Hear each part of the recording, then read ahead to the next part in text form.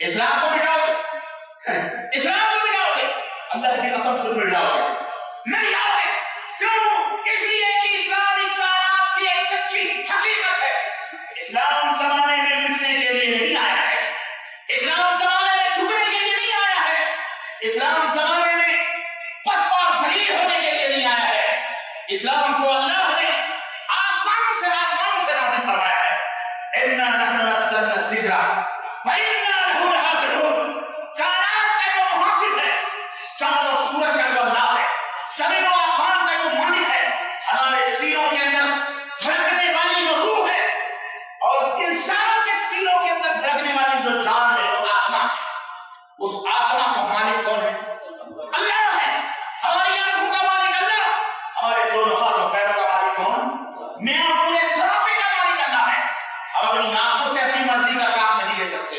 ہم کہتے ہیں ہماری آنکھیں ہیں، ہم کہتے ہیں ہمارے کان ہیں، لیکن میں ذرا اپنی آنکھ کو تم یہ کہہ کر کے دیکھو کہ میری آنکھوں، میں تمہیں بڑی چاہت کرتا ہوں، ذرا تم کبھی اپنی آنکھوں سے سن بھی لیا، اپنے کانوں سے کہو میرے کانوں، میں جو تمہیں بڑی چاہت کرتا ہوں، ذرا کہیں خرابی ہوتی ہے دوائی لانے کے لیے دوڑتا ہوں، اے میرے کانوں میری بھی مان لو، تم ذرا دیکھنے کا کام کر لیا۔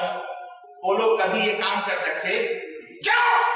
اس لیے کہ یہ فرمانبردار ہے اپنے مالک و مولا ہے، اللہ کے فرمانبردار ہیں، یہ مسلمان ہیں، مسلمان کہتے ہی اس کو ہے جو فرمانبردار، یہ مسلمان ہے، مسلمان، تمہاری آنکھیں مسلمان ہیں، تمہارے کان مسلمان ہیں، تمہارے ہاتھ مسلمان ہیں، یہ اللہ کے تابعدار فرمانبردار ہیں، ہمارے تمہاری تابعداری یہ نہیں کرتے۔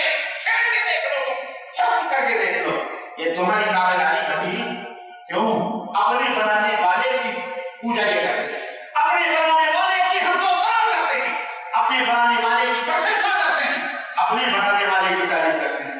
اے تو پہن کے جانا، اپنے آنکھوں اور چہروں پر آنکھیں سجانے والے، زبان سے بولنے والے بڑی بڑی باتیں، رب کعبہ کی قسم ہے، اللہ کا حکم آئے گا، یہ دھڑکتی ہوئی آتما، یہ دھڑکتی ہوئی روح جو مسلمان ہے، اپنے رب کی آواز پر لبیک کہتی ہوئی اللہ کی طرف چل جائے گی۔ پھر تیرا یہ گھر مٹی کے اندر نہیں، تجھے اگر تو مسلمان ہے، مسلمان ہے اللہ کا، تو تجھے عزت و عظمت کے ساتھ جس طرح تو زندہ تھا اسی طرح نہلا کھلا کر مٹی کے اندر دفن کر دے۔